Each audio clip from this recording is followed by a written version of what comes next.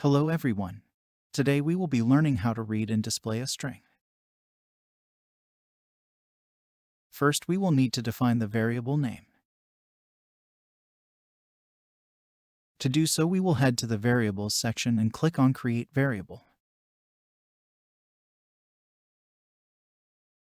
Now create a variable name. Head back to the Variables section and pick up the variable block name. Place this block below the start block. A string can be defined as a bunch of words. Now we pick the string block from the Statements section.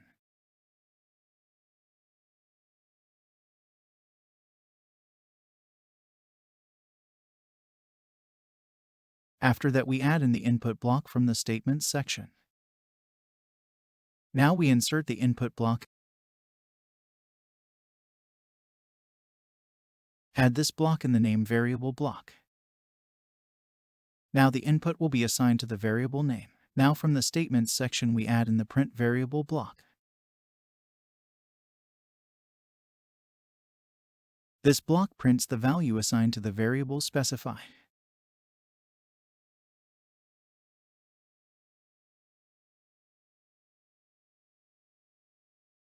Now from the Variables section add in the name variable block in the print variable block.